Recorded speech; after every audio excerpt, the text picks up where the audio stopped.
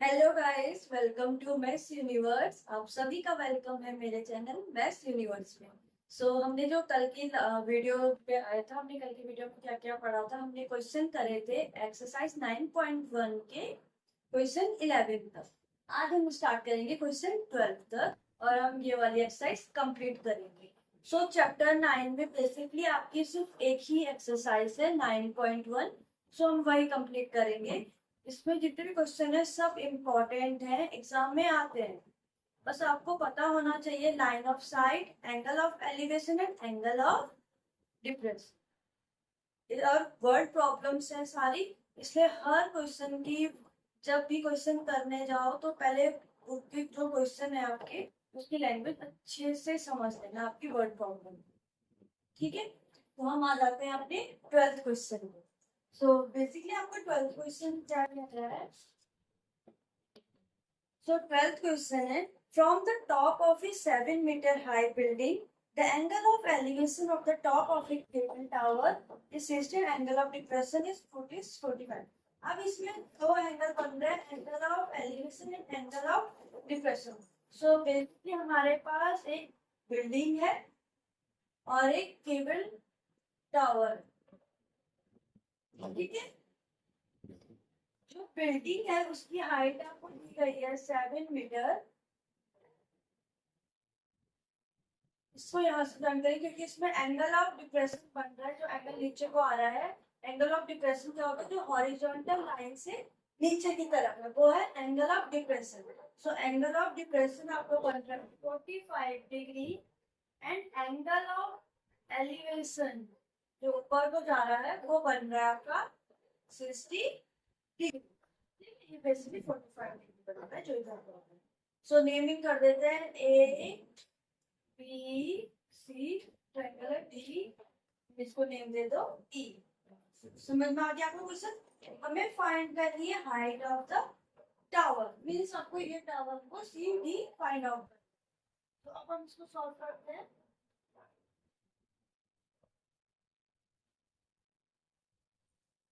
अब हम लगा देंगे यहाँ पर, सबसे पहले हमने ले लिया A B D. In triangle A B D, A B D, ठीक है। तो इसमें हमारे पास परपेंडिकुलर है, हमें बेस आउट फाइंड करना है। It means tan theta is equal to perpendicular upon base, theta है 45। tan 45 is equal to perpendicular कितना है 7, means A B upon B D. tan 45 1 is equal to 7 by BD.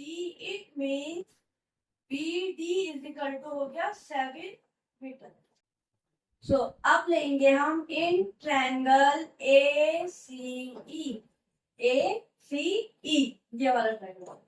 tan theta means tan 60 is equal to perpendicular क्या है CE divided by AE। अब यहाँ देखो, इसमें B D equal है ए ई के। ठीक है, इस वाले ट्रायंगल से मैं वैल्यू निकली थी। ए ई ट्रायंगल, ए ई साइड इक्वल है बी डी से। इट मींस ए ई भी क्या है 7। तो tan 60 हो गया √3 is equal to E C by 7। आपकी ई सी की वैल्यू निकल गई 7√3। समझ में आ गया।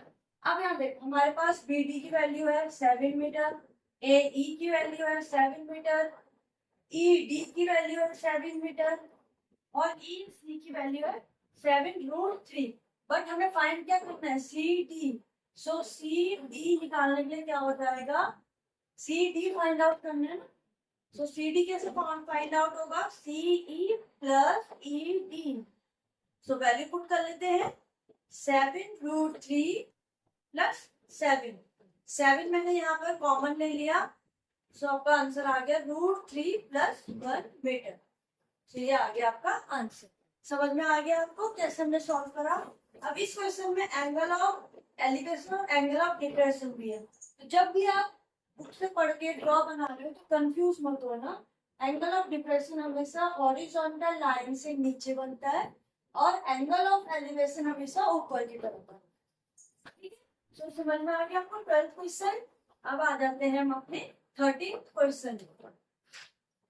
तो 13th क्वेश्चन क्या कह रहा है? As observed from the top of the 75 meter high lighthouse from the sea level। एक लाइट हाउस है जो 75 मीटर हाइट है, 2 स्लिप्स डाल रही है जहां पे एंगल ऑफ डिप्रेशन बन रहा है 30 and 45।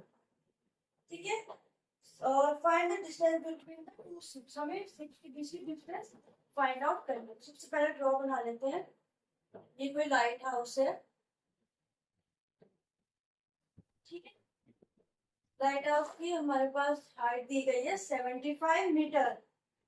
एक बोट जा रही है और दूसरी भी जा रही है सेम, एक ही लाइन में। एंगल ऑफ डिप्रेशन बन रहा है, एक बन रहा है 30 एंड दूसरा बन रहा है 45 डिग्री। ठीक है, ये हॉरिजॉन्टल लाइन है। ठीक है, तो नेमिंग कर देते हैं A B C and D. समझ में आ गया आपको? हमें फाइंड आउट क्या करना है? इनके बीच की डिस्टेंस, दोनों शिप के बीच की हमें डिस्टेंस फाइंड आउट करनी है। तो अब पहले ले लेंगे हम, सेम वही होगा, बस हम क्या लेंगे यहाँ पर in triangle A B D. मैंने पहले ए बी डी ले लिया, B D. So A B D का एंगल कौन सा है? tan theta is equal to P by P. tan theta क्या हो जाएगा? A B D means 30। 30 is equal to perpendicular है ए बी और ए बी प्लेट बेस है बी डी। सो tan 30 होता है 1/√3 is equal to A B कितना है? 75 by B D. So B D की वैल्यू निकल गई यहाँ से 75√3 मीटर। बी डी की वैल्यू निकली 75√3। ये था ए बी डी से। अब ले लेते हैं A B C. In triangle A B C, so tan 45 is equal to perpendicular हो गया सेम ए बी और बी सी। tan 45 की value 1 is equal to A B है 75 बी सी। तो बी सी की वैल्यू निकल गई यहाँ से 75 मीटर। अब यहाँ देखो हमारे पास डी और सी भी आ गया 75 मीटर, लेकिन हमें फाइंड आउट क्या करना है? दोनों शिप के बीच की डिस्टेंस मीन्स सी और डी हमें फाइंड आउट करना है। कैसे निकालेंगे? C D is equal to कैसे निकलेगा? B D minus B C. So it means D D की वैल्यू कितनी थी? 75√3 माइनस 75। सो यहाँ पर हम C D is equal to 75 मैंने कॉमन ले लिया तो अंदर आ गया √3 माइनस 1 मीटर। ये आ गया आपका आंसर। समझ में आ गया कैसे हमने सॉल्व करा? तो अब आ जाओ अपने 14th क्वेश्चन पे। अब आते हैं अपने 14th क्वेश्चन पे। 14th क्वेश्चन का ड्रॉ आपको दिया गया है।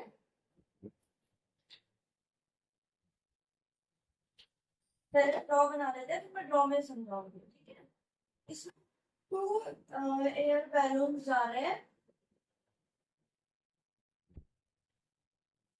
ये आपका इसका ड्रॉ, एक एयर बैलून यहाँ पर है और एक एयर बैलून यहाँ पर है। ठीक है, यहाँ पे 1.2, अब सिंपल क्वेश्चन, यहाँ पे 1.2 मीटर टॉल गर्ल है। यहाँ पे जो गर्ल है उसकी हाइट दी गई है 1.2 मीटर। एक यहाँ पर एंगल बन रहे हैं 60 डिग्री और जो हाफ एंगल बन रहा है वो 30। नेमिंग कर लेते हैं A B C D E F G and H. और इसकी आपको हाइट दी गई है 88.2। पूरी की हाइट दी गई है 88.2। क्वेश्चन देखो, क्वेश्चन है हमारा कि 2 एयर बैलून है जो सेम सेम उस पे उड़ रहे हैं, ठीक है, हॉरिजॉन्टल लाइन पे, उनकी हाइट दी गई है 88.2 ग्राउंड से। सो एक लड़की है जो 1.2 मीटर टॉल है, उसका फर्स्ट एंगल ऑफ एलिवेशन बन रहा है 60 एंड आफ्टर सम टाइम्स वो बन रहा है 30। सॉरी, ये बैलून शिफ्ट हो रहा है अपनी पोजीशन से, ठीक है, एक बैलून है, ठीक है। Find the distance between by the balloon during the interval.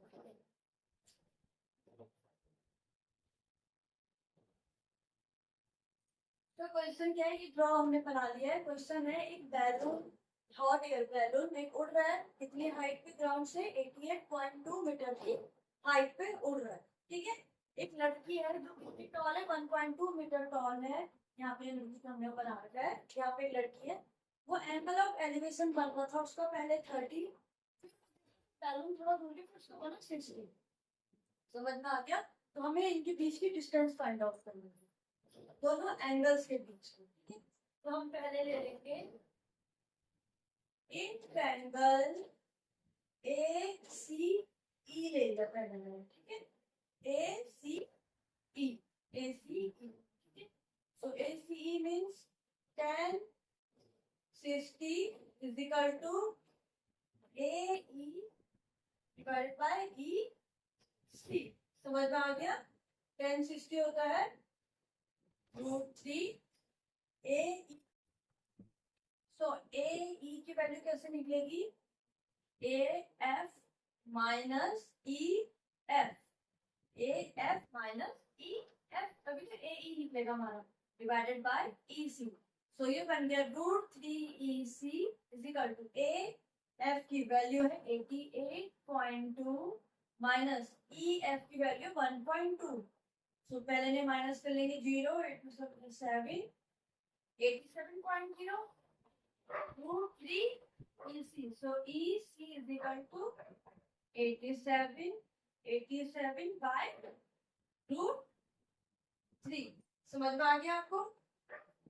1060 आ गया √3 AE परपेंडिकुलर अपॉन बेस होता है, परपेंडिकुलर हो गया AE बाय EC। तो आगे हमारा कितना आया, हमारा 10 EC की वैल्यू हमें फाइंड आउट हो गई, EC की वैल्यू आ गई हमारी 87 बाय √3, ये थी EC।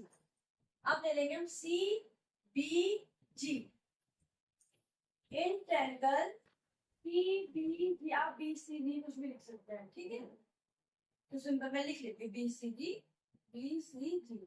इसमें आ जाएगा 1030 is equal to b c g, इसमें क्या है बी जी अपॉन हाइट आ गई सी जी। 1030 होता है 1/√3।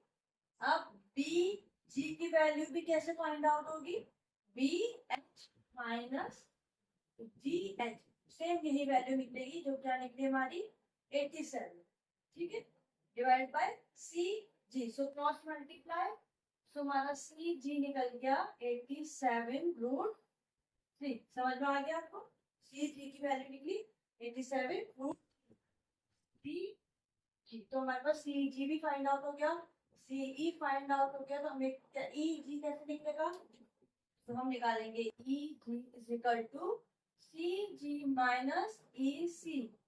सो वैल्यू पुट कर लेंगे हम, सी जी आया हमारा 87√3 माइनस ई सी कितना आया 87/√3। सो एलसीएम निकाल लो यहाँ पर, √3 87 मल्टीप्लाई √3 3 माइनस 87। इसको मैं यहाँ सॉल्व कर रही हूँ और देखो ये हो गया, क्या आया हमारा 87√3 माइनस 87/√3। हमने यहाँ पे एलसीएम लिया √3 इंटू √3, 87 मल्टीप्लाई 3 माइनस 87। तो 3 7 261 माइनस 87/√3। समझ में आ गया? तो इसकी वैल्यू फाइंड आउट करो कितनी आएगी,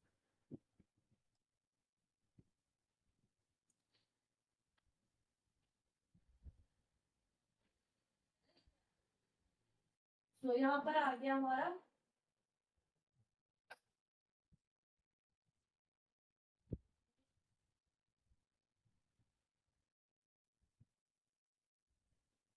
174/√3। तो वही रेशनलाइज कर दो, √3/√3। तो हमारा आंसर आ गया 174√3/3। 3 से कैंसिल आउट, 3 5 जा 15, 24, 3 8 जा 24। तो आपका आंसर आ गया 58/√3 मीटर। समझ में आ गया कैसे करा हमने? सिंपल सा था जो हमारा ड्रॉ था, हमने उसमें क्या करा, ट्रायंगल एसी किया, उसको सॉल्व करा, हमने यहाँ से एसी की वैल्यू फाइंड हो गई। फिर हमें बीसीडी की वैल्यू निकाली हमने, वहां से हमें बीसीडी की वैल्यू सी3 की वैल्यू हमें फाइंड आउट हुई, उससे हमने उसको माइनस कर दिया ईसी को, हमारी ये वैल्यू फाइंड आउट हो गई। ये था आपका 14 क्वेश्चन। अब आ जाओ अपने 15 क्वेश्चन पे, जो इस एक्सरसाइज का लास्ट क्वेश्चन है। 15 क्वेश्चन क्या कह रहा है आपका? Highway, a straight highway leads to the foot of a tower. A man is standing at the top of the tower, observe a car. अब इसमें एंगल ऑफ डिप्रेशन बन रहा है, क्यों? जो वो आदमी है वो कहाँ खड़ा है? टावर पे, और वो कार को देख रहा है। तो कार तो ग्राउंड में होगी, इसमें क्या बन रहा है? Angle of depression. ड्रॉ बना लेते हैं। एक टावर है जहाँ पे एक आदमी खड़ा है, वो क्या देख रहा है? कार को। ठीक है, एंगल ऑफ डिप्रेशन बन रहा है, इसको डी पॉइंट दे देते हैं। पहले वो कार, पहले 30 बना, फिर 60 बना, जैसे जैसे कार मूव करी जा रही है। ठीक है,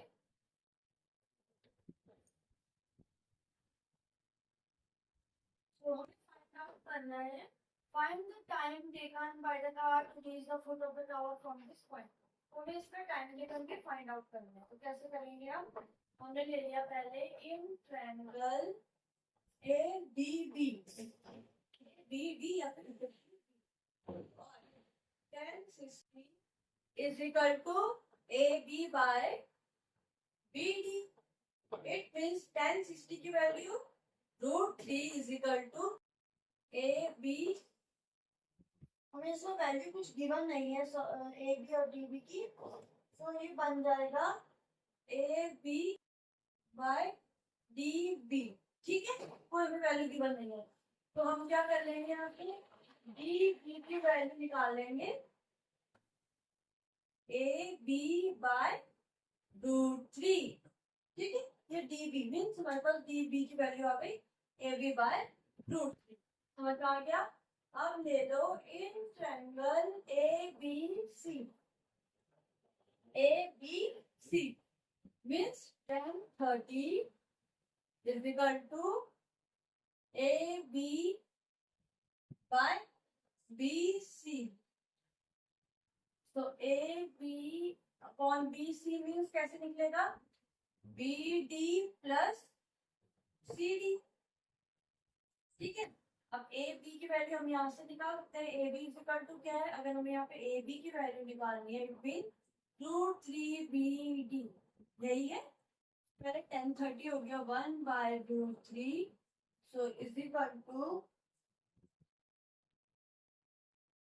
AB by BD plus CD, cross multiply, तो ये बन गया हमारा BD plus CD is equal to √3AB। ये समझ में आ गया आपको? ये कैसे बना, ये समझ में आ गया? अब हमारे पास, अब क्या देखो, इतना समझ में आ गया आपको कैसे कैसे हमने पहले फाइंड आउट करी? सो BC क्या हो जाएगा? हमने यहाँ पे BD की वैल्यू देखो, BD कितना है, तो BD की वैल्यू हमने पुट कर दी, put the value of BD। ठीक है, इसको पुट करी हमने वैल्यू, तो BD की वैल्यू क्या है? So CD is equal to हो गया √3AB means AB by AB √3 minus BD कितना है? AB by √3। समझ में आ गया आपको?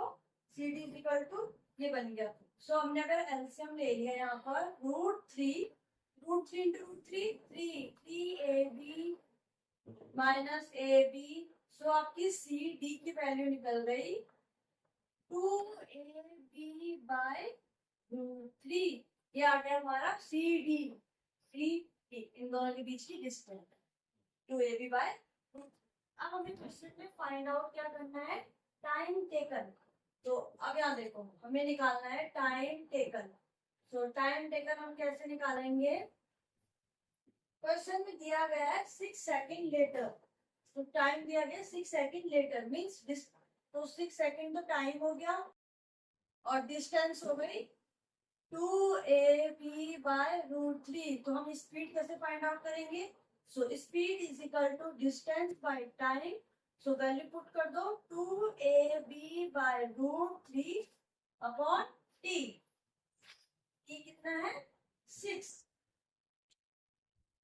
समझ में आ गया। तो ये इधर आ जाएगा, इट मीन्स तो इसकी वैल्यू कितनी आएगी, 2 से कैंसिल आउट होगा 6